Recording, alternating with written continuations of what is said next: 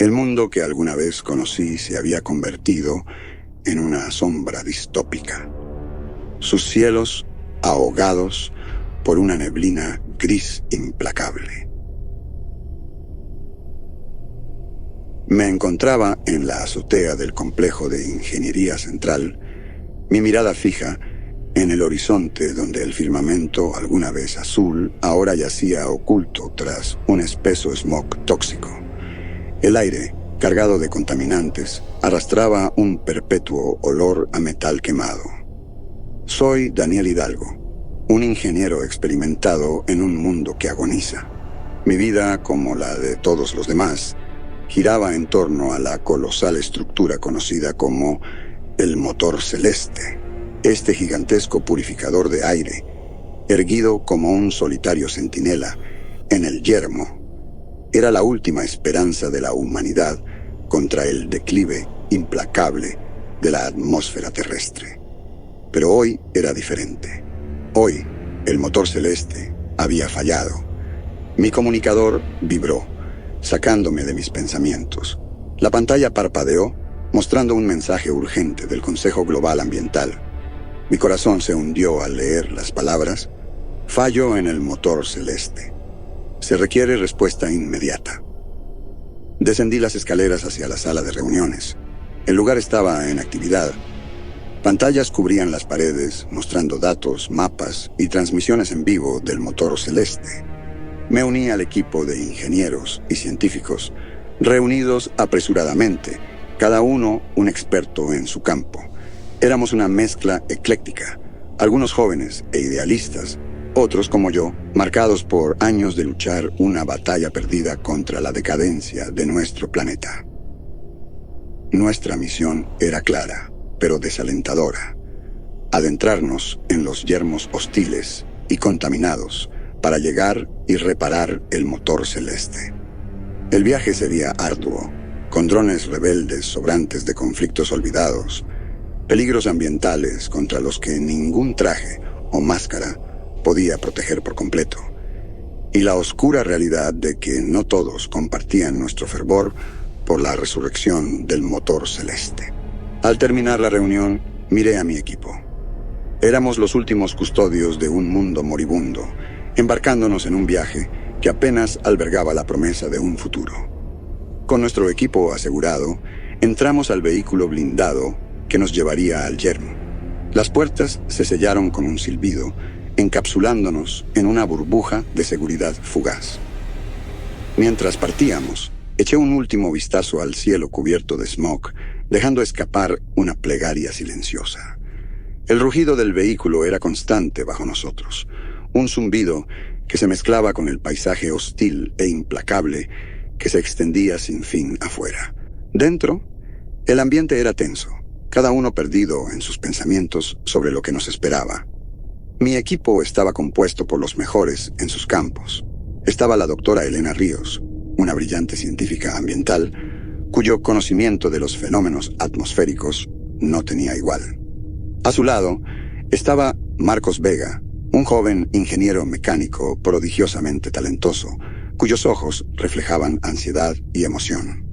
Luego estaba Analía González, una experta en electrónica estoica, con habilidad para la tecnología de drones. Y finalmente, nuestro médico, Joaquín Bravo, cuya serenidad ocultaba su vasta experiencia en zonas de crisis. Mientras atravesábamos el terreno desolado, el sistema de comunicación del vehículo cobró vida. Actualización del estado del motor celeste. Fallo crítico en los sistemas centrales de purificación. Tiempo estimado hasta el colapso atmosférico completo. 72 horas, anunció una voz automatizada. Elena rompió el silencio. Si los sistemas centrales están fallando, no es solo una reparación simple. Hablamos de recalibrar toda la matriz de purificación. Marcos asintió, jugueteando con una herramienta. Y eso suponiendo que no nos encontremos con más daños. Los reportes mencionan posible sabotaje. La posibilidad flotó en el aire como una nube tóxica. Sabotaje significaba que nuestra misión no solo era luchar contra los elementos y las complejidades técnicas, sino también contra adversarios humanos que no querían que el motor celeste fuera restaurado, por razones que no entendíamos. Al caer la noche, el paisaje se transformó en un cuadro inquietante de sombras y ruinas. Los restos de ciudades abandonadas y estructuras derrumbadas se alzaban como espectros. De pronto, la voz de Analía cortó el silencio. Drones acercándose desde el noroeste. Sus ojos estaban clavados en la pantalla, sus dedos moviéndose ágiles sobre los controles. Miré por la ventana y los vi. Un enjambre de drones rebeldes, reliquias de una era pasada, pero aún letales. Sus luces rojas parpadeaban de forma ominosa en el crepúsculo mientras se acercaban rápidamente. «Prepárense», grité.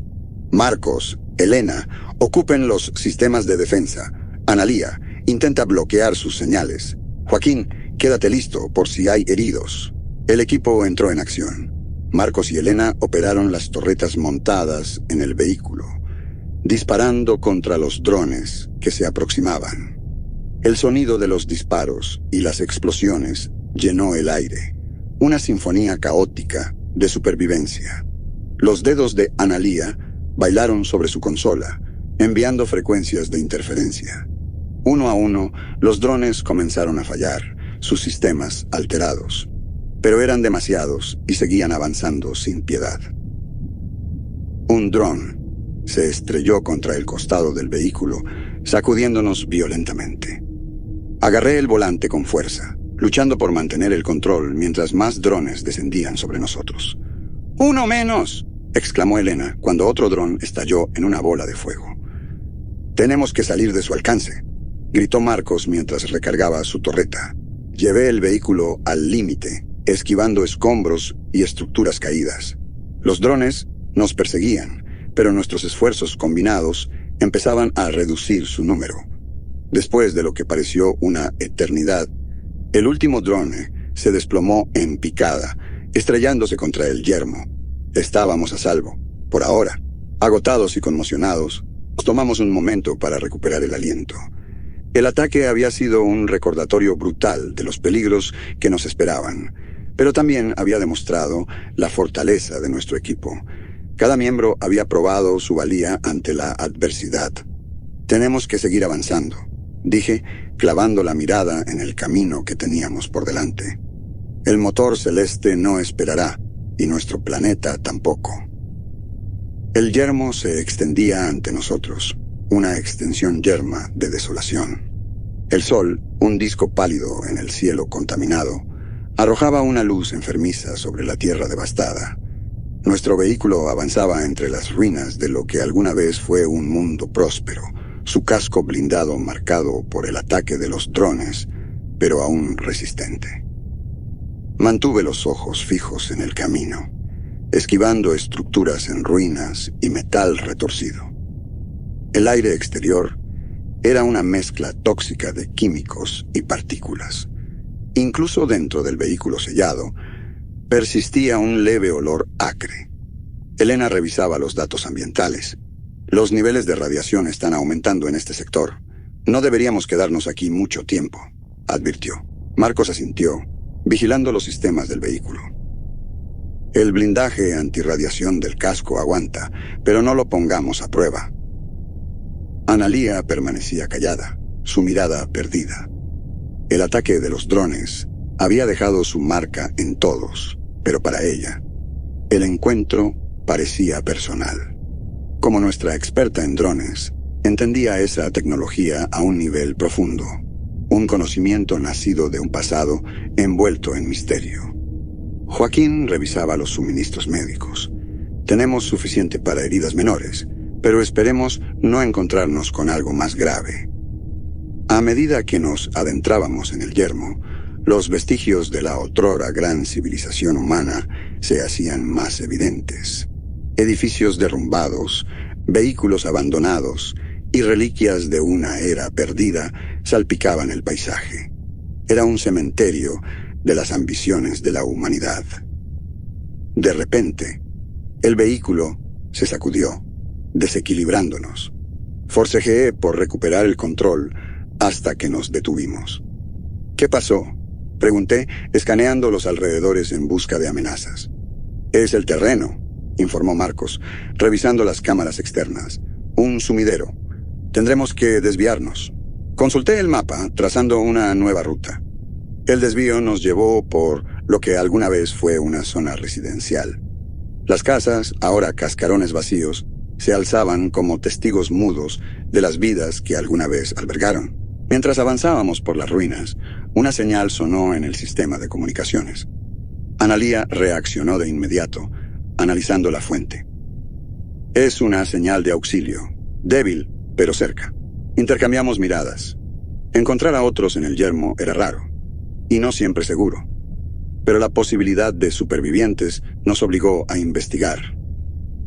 Al acercarnos al origen de la señal, encontramos a un grupo de supervivientes refugiados entre los escombros de un edificio derruido. Eran un grupo harapiento, sus rostros marcados por las penurias de la vida en el yermo. Salimos del vehículo con cautela, nuestros trajes protegiéndonos del aire tóxico.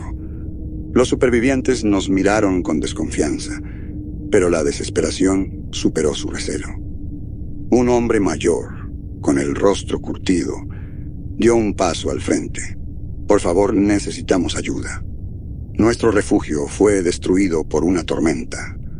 No tenemos a dónde ir. Elena me miró, su expresión dividida. Ayudarlos podía poner en riesgo nuestra misión, pero abandonarlos significaba condenarlos a una muerte segura. La decisión pesó sobre mí. Veamos qué podemos hacer, dije, señalando a Joaquín para que evaluara sus necesidades médicas. Mientras interactuábamos con los supervivientes, compartieron historias de sus vidas antes de que el mundo colapsara. Hablaron de sus miedos, de sus seres queridos perdidos y de sus dudas sobre el motor celeste. Para ellos, era una construcción distante, casi mítica, ajena a su lucha diaria por sobrevivir. Para nosotros, el motor celeste era la solución a los problemas del mundo. Para estos supervivientes, era un símbolo de un mundo que los había abandonado.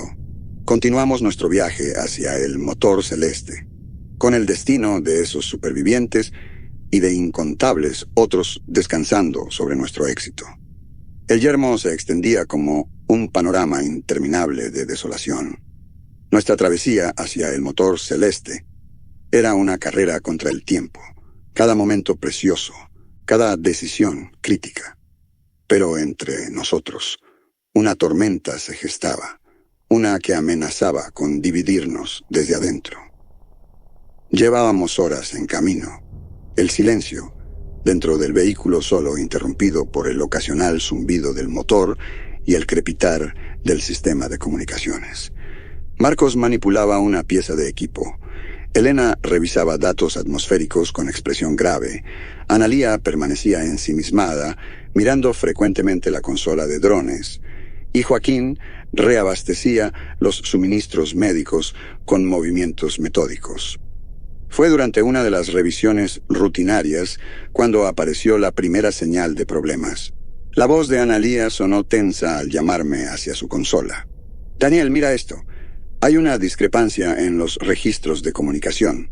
Me incliné para estudiar la pantalla.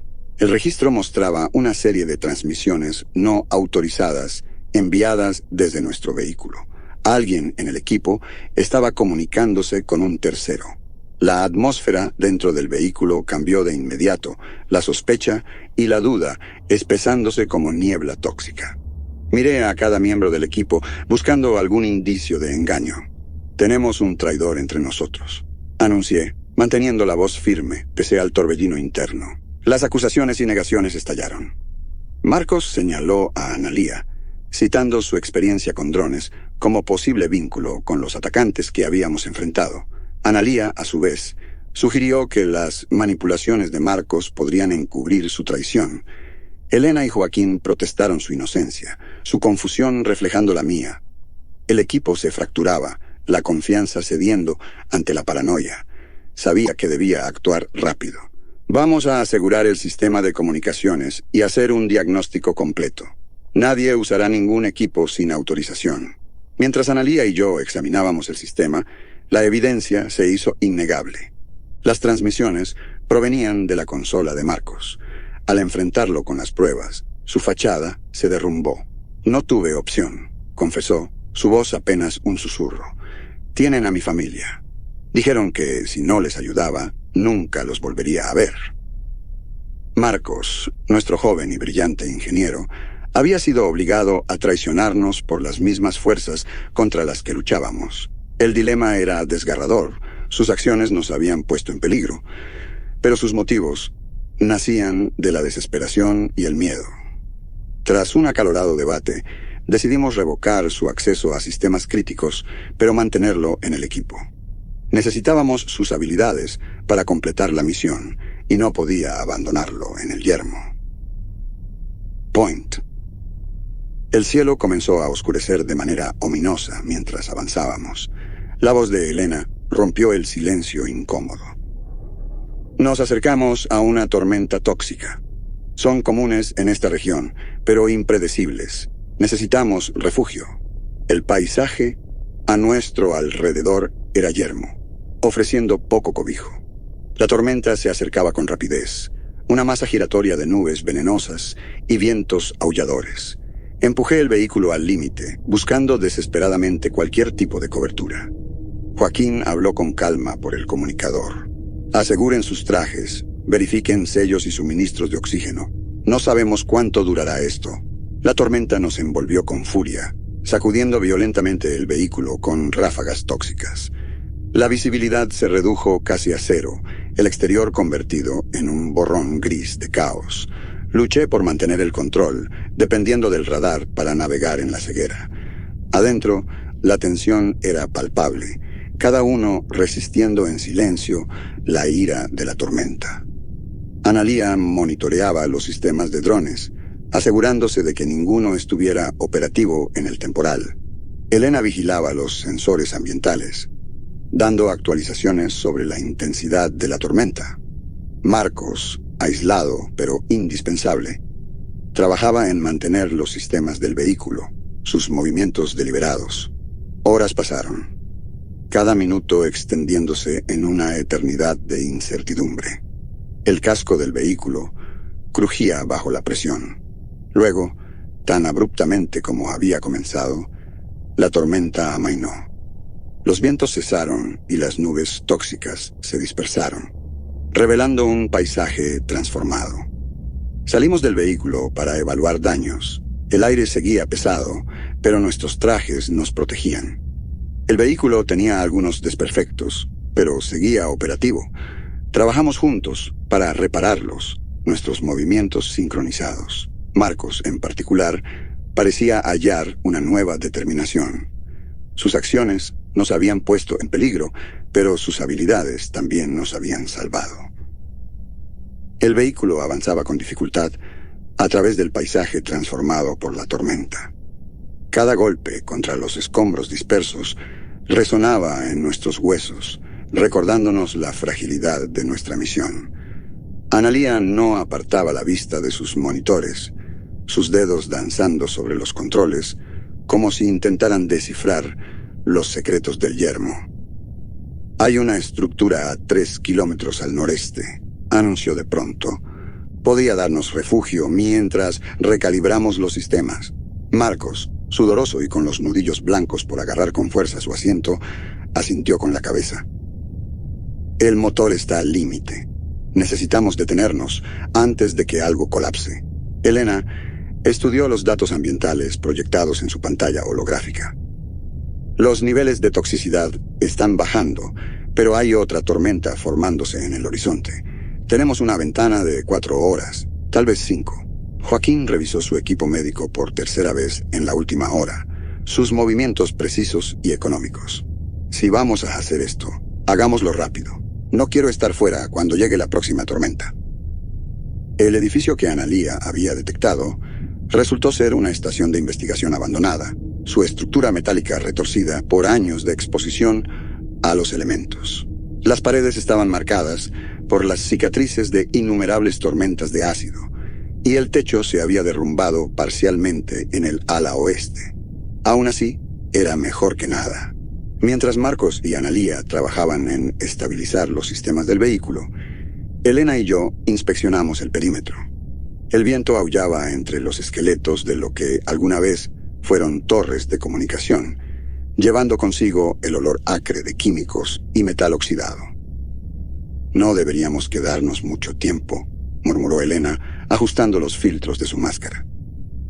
«Este lugar está lleno de trampas». En ese momento, un crujido metálico resonó desde el interior de la estación.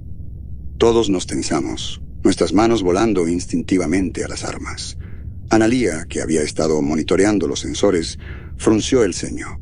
No hay señales de vida, pero hay movimiento en el nivel inferior. Marcos maldijo entre dientes mientras agarraba una linterna. ¿Qué más podría salir mal hoy? El descenso a los niveles inferiores fue una pesadilla de escaleras rotas y pasillos inundados con un líquido oscuro que preferimos no identificar.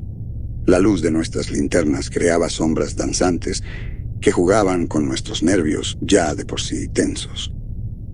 Fue Joaquín quien lo vio primero, un destello de metal entre los escombros. Ahí, el objeto resultó ser un dron, pero no como los que habíamos enfrentado antes. Este era más pequeño, más avanzado, con marcas que no coincidían con ningún diseño conocido. Analía se arrodilló junto a él, sus dedos explorando con delicadeza su superficie dañada. Esto es tecnología nueva. Alguien lo envió recientemente. El dron emitió un pitido intermitente, y de pronto una voz distorsionada llenó el aire. Si pueden escuchar esto, el motor celeste no es lo que creen. La voz se cortó abruptamente cuando el dron se apagó para siempre, dejándonos con más preguntas que respuestas. Point. El regreso al vehículo fue tenso y silencioso. Incluso Marcos, normalmente tan hablador, guardaba un mutismo inusual. Fue Elena quien finalmente rompió el silencio. ¿Qué significa esto? ¿Quién más está ahí fuera? Analía no apartaba la vista del dron, ahora guardado en su compartimento de análisis. Alguien con tecnología avanzada, alguien que no quiere que arreglemos el motor celeste. Joaquín cruzó los brazos, su expresión sombría. Esto cambia todo. Ya no solo luchamos contra el ambiente. Mientras el vehículo cobraba vida nuevamente, miré hacia el horizonte donde el motor celeste se alzaba como un faro distante. La misión se había vuelto más peligrosa, más compleja, pero también más crucial que nunca. Sigamos adelante, dije, ajustando el rumbo, pero ahora sabemos que no estamos solos en esto. El motor celeste se alzaba ante nosotros, su silueta imponente recortándose contra el cielo enfermizo. A medida que nos acercábamos, la magnitud del daño se hacía evidente: torres retorcidas, conductos reventados y paneles de control carbonizados. Analía ajustó su visor térmico mientras examinábamos el perímetro. Las defensas automáticas siguen activas, advirtió, pero están dañadas, como todo lo demás. Marcos revisó los planos en su datapad, marcando los puntos críticos. El núcleo de purificación está en el sector noroeste. Tendremos que atravesar la zona de filtración principal. Elena estudió los sensores ambientales, su rostro iluminado por el resplandor azulado. La radiación en esa zona es letal. Tendremos 15 minutos como máximo antes de que los trajes sucumban. Joaquín distribuyó inyecciones de antirradiación mientras explicaba el procedimiento. Esto les dará otros 10 minutos. Más allá de eso, estaremos jugando a la ruleta genética. El interior de la instalación era un laberinto de pasillos colapsados y cámaras presurizadas. Cada paso resonaba en la estructura agonizante. recordándonos lo precario de nuestra situación. Las luces de emergencia parpadeaban intermitentemente, proyectando sombras grotescas que parecían perseguirnos. «Esperen». Analía levantó una mano. «Movimiento adelante». El dron de vigilancia que apareció era distinto a los anteriores, más grande, más mortífero, con marcas de batalla que hablaban de incontables enfrentamientos. Sus armas giraron hacia nosotros con un zumbido siniestro. «¡Cúbranse!». La explosión nos arrojó contra las paredes metálicas. Marcos reaccionó primero, disparando una ráfaga de pulsos electromagnéticos desde su improvisado dispositivo. Ahora Analía. Ella no necesitó que se lo dijeran 2 veces. Sus dedos volaron sobre el panel de control, pirateando los sistemas del dron, con una habilidad que nunca dejaba de sorprenderme. El arma se detuvo bruscamente, sus luces parpadeando en código de angustia antes de apagarse. «Ese no era un dron normal», murmuró Joaquín, examinando los restos. «Esto es tecnología militar de última generación». Elena encontró las marcas de quemaduras reveladoras en los paneles cercanos. Alguien ya estuvo aquí, y no vinieron a reparar nada. El camino hacia el núcleo estaba sembrado de trampas y dispositivos de seguridad saboteados. Cada nuevo obstáculo confirmaba nuestros peores temores. No estábamos lidiando con el deterioro natural, sino con sabotaje deliberado. Cuando finalmente alcanzamos la cámara central, el espectáculo que nos esperaba heló la sangre. Los paneles de control habían sido destrozados sistemáticamente. Cables colgaban como vísceras expuestas, y alguien había grabado un mensaje en la pared metálica con algún tipo de ácido. «El aire no os pertenece». Marcos fue el primero en romper el silencio. «¿Qué clase de lunáticos harían esto?». Analía ya estaba trabajando en los sistemas secundarios, su rostro iluminado por el resplandor de múltiples pantallas. «Tengo buenas y malas noticias.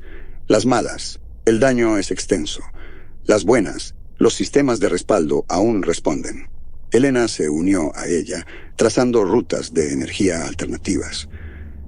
«Si puenteamos estos circuitos y redistribuimos la carga, podríamos reactivar los filtros primarios».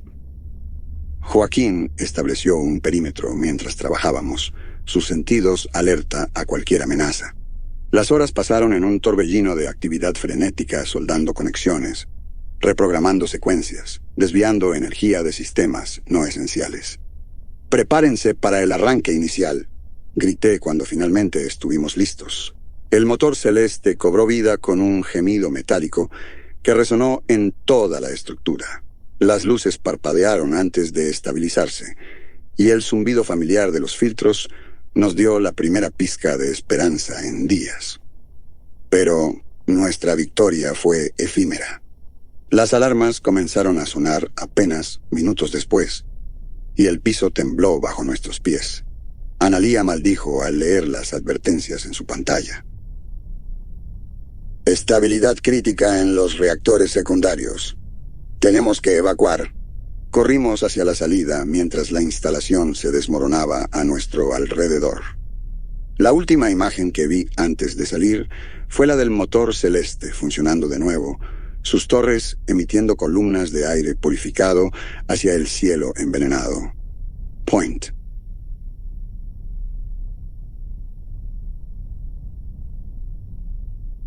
El exterior del motor celeste era un infierno de chispas y humo tóxico cuando emergimos. Nuestros trajes chirriaban bajo el estrés de la radiación acumulada, sus sistemas al borde del colapso. Analía tosió violentamente mientras intentaba recalibrar su respirador. «No podemos quedarnos aquí», advirtió Joaquín, revisando los niveles de contaminación en su medidor. «El aire se está volviendo corrosivo». Una explosión sacudió la estructura detrás de nosotros, enviando una lluvia de escombros metálicos que resonaron contra nuestros cascos. Marcos señaló hacia el vehículo blindado, apenas visible a través del espeso smog. «Allí, movámonos». Corrimos entre nubes de vapor ácido que quemaban nuestros trajes. Cada respiración era una batalla contra filtros que fallaban progresivamente.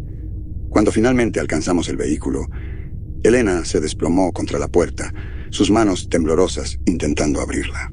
«Los sistemas están bloqueados», gritó Analía al intentar forzar la cerradura electrónica. «¡Alguien los ha desactivado!». Una risa gutural surgió de entre la niebla tóxica.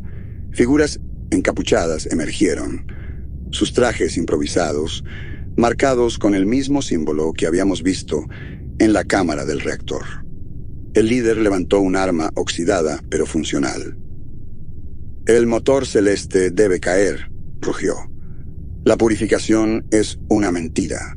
Joaquín se interpuso instintivamente entre nosotros y la amenaza, su voz sorprendentemente calmada.